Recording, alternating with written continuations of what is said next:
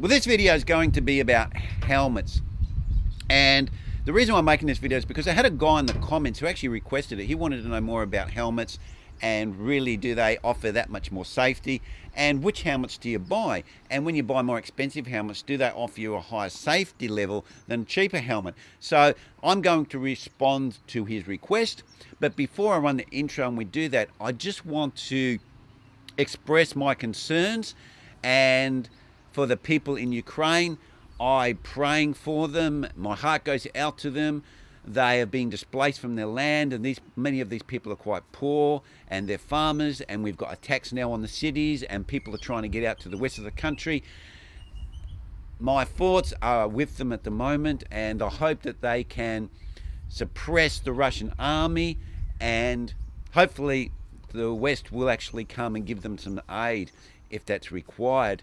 So I'm going to roll the intro, and then we'll get into the helmet and really, do these things offer anything of any value?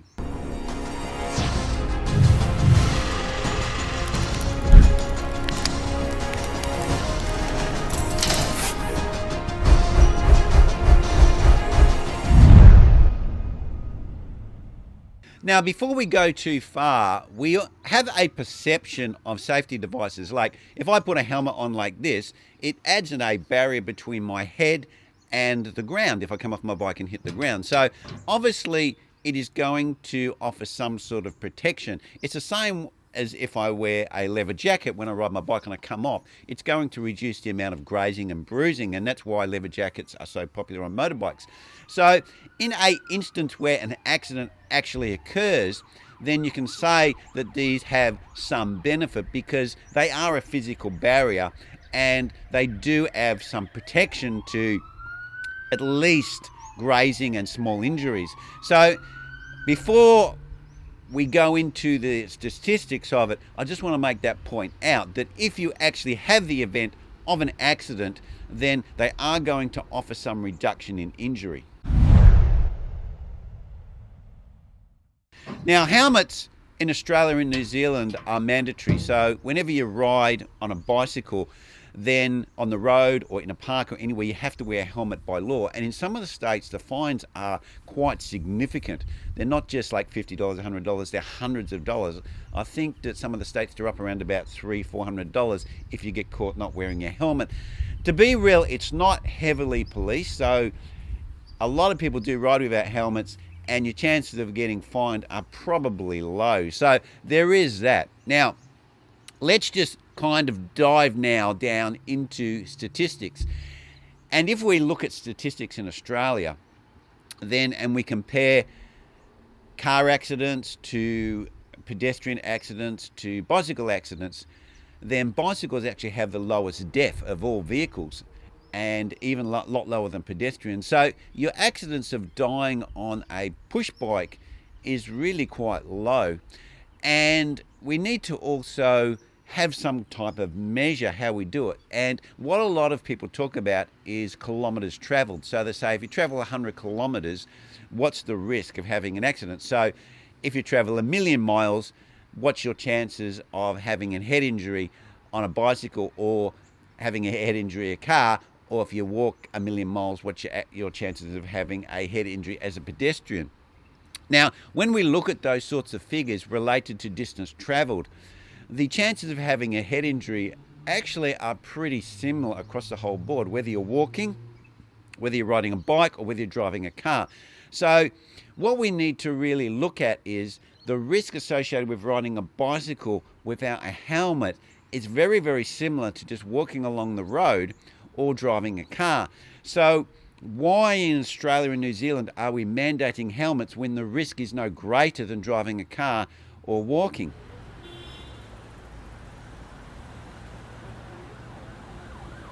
Now in Australia, the reason why this got legs is because there was a girl that was killed who wasn't wearing a helmet, and her mother really lobbied a lot of the governments, and there was a company in Australia that basically was offering to make helmets and make them to a set standard and provide safety for like young children, and that's how it kind of got legs. And then I think it was first brought in Victoria, and then it expanded to the whole country. Now in Australia, we've had helmet laws for about 25 years. It's been a long, long time. And a lot of other countries around the world have piloted these, but they haven't mandated them. I think some countries, they do, like Spain, I've heard, does, but they just don't police it. So really, a law that's not policed is really a law that's really ineffective. So we've really got most of the world that hasn't adopted helmet mandatory laws. And the reason, there is a number of reasons for that, which we'll go into. Now, the main reason or main argument against mandating helmets is because it actually discourages people from riding a bike. And if you've actually ridden with a helmet and you're ridden without a helmet, especially when it's hot like it is in Australia, it does make a significant difference to how you can dissipate your heat. Your head dissipates is about 30% of your heat. So if you enclose it in some way, it actually makes a big difference. And when you're riding in Australia, it's for many months of the year, it's quite hot and you sweat. You can't just like jump on a bike fully clothed and just ride around unless you're going to go really, really slow. You're going to sweat. So you need to wear proper cycling gear, or you need to wear some sort of shorts and t-shirt, something that's going to keep you fairly cool. And then you have to put a helmet on your head. And most people have this perception in Australia. It's because it's been mandatory for so long. It's like people almost like it's like a draw. The jaw drops when they see someone not riding. How can you do that? It's so dangerous. But the reality is it really that dangerous? And what we'll do is I've explained how the reality is the risk is not elevated by riding a bicycle without a helmet. But let's just have a look at what the helmet actually protects you from, because a lot of people think this is like a motorbike helmet and it's designed for having inter-vehicle impacts.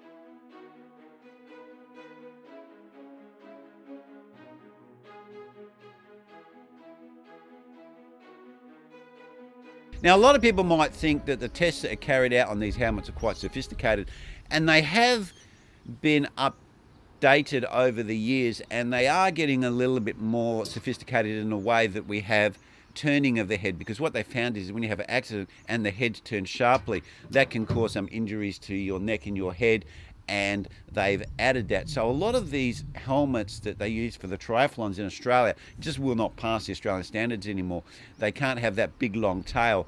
Although when they allow the pro teams to come from overseas and their helmets don't comply to Australian standards because you have to have a sticker inside that says Australian standards, they allow them to use illegal helmets in Australia when they're riding, which is kind of a bit strange, isn't it? When you've got these guys who are supposed to be riding professionally, but because of the convenience, they don't enforce them to use the same brand, same helmet, but it's been tested in Australia, because Australian standards are slightly different to other parts of the world and have much more stringent factors in them. And the law actually specifically states it must have this Australian standard sticker inside. So you can't use a helmet that you've bought in America or Europe, come to Australia and use it and say it complies, because even though it looks exactly the same and it's the same brand, it's the same model, everything, if it doesn't show this sticker inside, which is the Australian standard, of course, which it won't because it was tested in America or Europe, then it doesn't comply and you can be fined technically.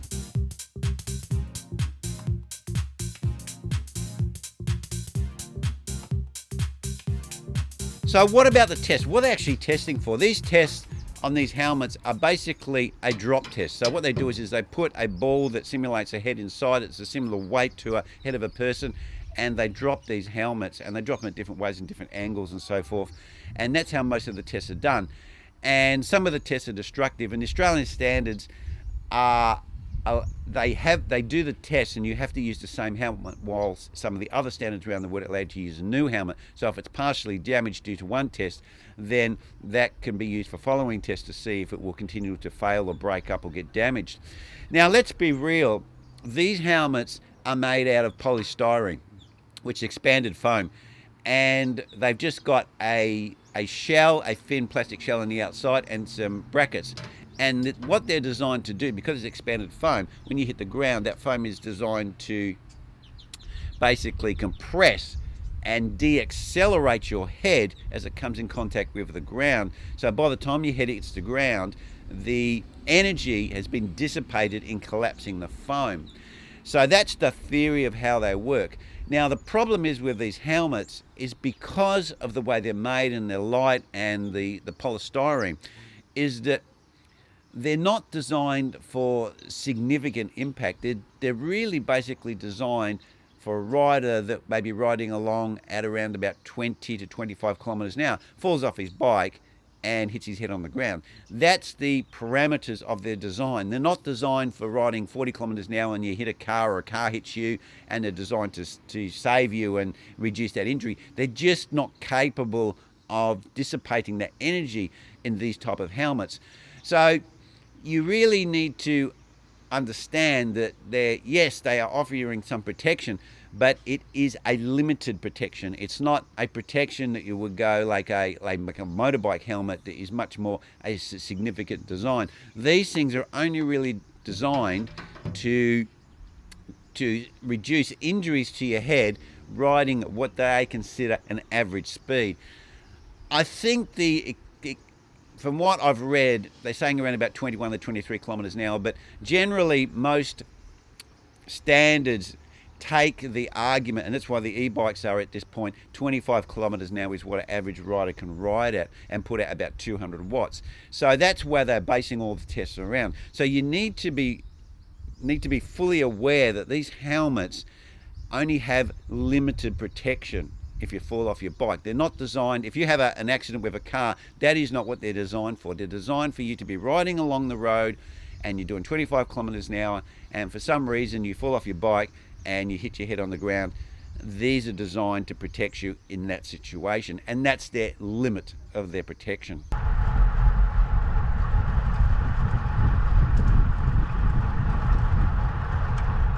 So in conclusion, does a helmet do something? Well, yes, it does, because obviously the logic goes, if you've got something on your head, it's going to give you protection. But overall, is it really reducing the risk of head injury considerably? And the statistics really show that's not really the case. They've done studies where they've compared people who have had head injuries of a certain population where they haven't worn helmets, and head injuries associated with people who do wear helmets. And the variance of that is very, very small. And the reality is head injuries from a bicycle accident is actually not that high. So the difference sort of falls in the noise factor of statistic. It's hard to determine that you've got a significant difference to be able to determine that the helmets in the real world are actually reducing head injuries. But of course, helmets are actually going to stop some sort of superficial, should I say, skin injury, because it is a protection. It's a layer. As I said before, it's like wearing a leather jacket if you're riding a motorbike. But my thing about helmets, what I would say is, if you want to wear one, make sure you pick one for your conditions. So if you ride in hot conditions like you do in Australia, get one that's got lots of holes in that can dissipate the heat, because your head dissipates about 30% of the heat. And if you're riding cooler climates, get one that's got less vents in that can close it up, because your head can get quite cold when the temperatures get quite low. And I like the ones that shut the air off, because it keeps the rain and the cold air out, and then I don't have to wear hats and buffs and all sorts of other stuff underneath my helmet, which I find make it very uncomfortable. So that's what I would look at when you're buying a helmet. I would look more about fit and application. And does the helmet feel very comfy on your head? And what's the application going to use it for? Well, anyway, guys, I hope that helped you get a little bit of an idea about helmets, and be real about what the capability are. Yes, they do protect your head, and they do something, but it's not a lot when you take it into statistics. And this is why many countries in the world have not adopted mandatory helmet laws. Okay, guys, that's where I'm going to leave it, and I'll see you next vid.